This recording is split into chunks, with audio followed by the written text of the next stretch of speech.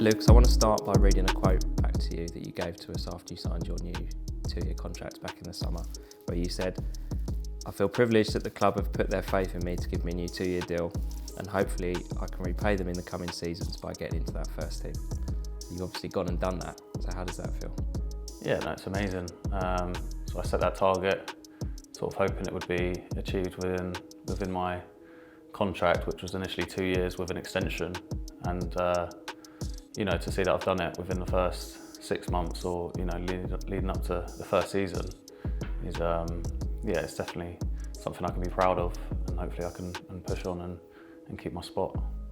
You've been in and around the first team and in the starting 11 for a little while now. When did you sense that you might be edging closer, or was it all quite sudden? Well, it all came about really quickly, to be honest, because obviously I got recalled from Torquay at the end of November, and that was when Ben Garner was still the manager, and I was sort of expecting to sort of be a rotation player and not really get many chances. But ever since Dean Holden's come in, he's put his faith in me, and I think I might have started every game, to be honest.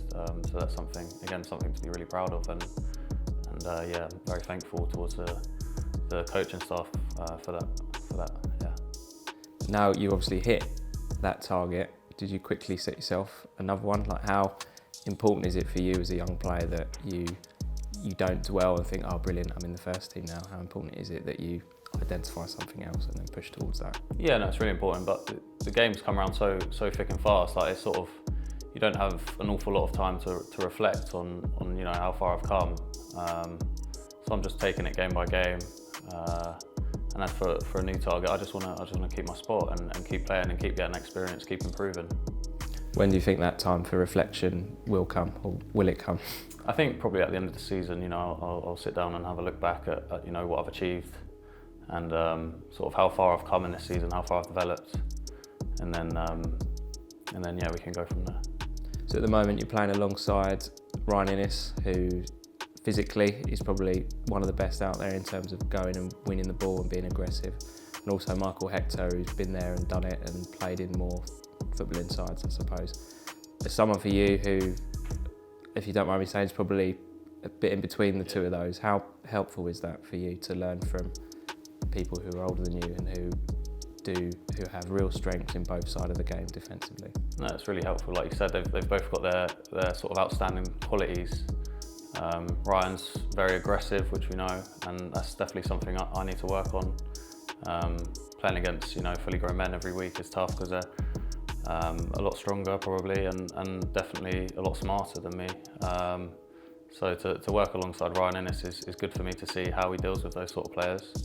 And then, like you said, Michael Hector's more like of a ball playing centre half. He's very composed on the ball. He's very good with his feet, and that's another part of the game that I can always improve on. So to be working alongside those two is really helpful.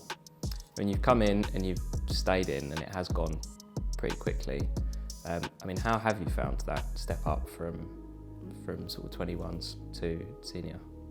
I've had a couple of loans, so that step up has definitely been made a lot easier by those loans.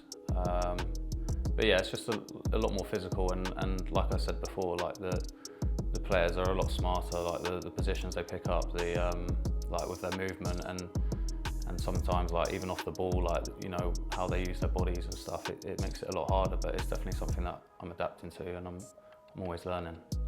And those experiences, there've been so many of them in such a short space of time, haven't there? As well as the league games, you've obviously gone to Old Trafford and played. How do you, or are you someone who makes sure that you try and soak everything up? Yeah, in the moment it's hard, because obviously you're just focusing on the game. But for example, the Old Trafford game, I think it took a couple of days to really sink in what had happened. Such a big stadium, a big occasion. It sort of almost didn't feel real at the time. So yeah, it takes a while for those sort of things to sink in, and you can sit back and actually think, wow, like I actually did that. And Plymouth to come on Saturday. We were just saying off camera, I think they've had 16 league home games, 14 home wins. It's going to be another tough one, but I guess you're looking forward to it. Yeah, it'll be another test, especially at their place. We know it's not going to be an easy game, but we've sort of got nothing to lose now, so we'll go there and hopefully put in a good performance and see what we can get from it. And just lastly, for you personally, what are you hoping to get out of these last 13 games of the season? Just more experience, to be honest, and I just want to keep improving, and a few more clean sheets and hopefully a goal or two will help, yeah.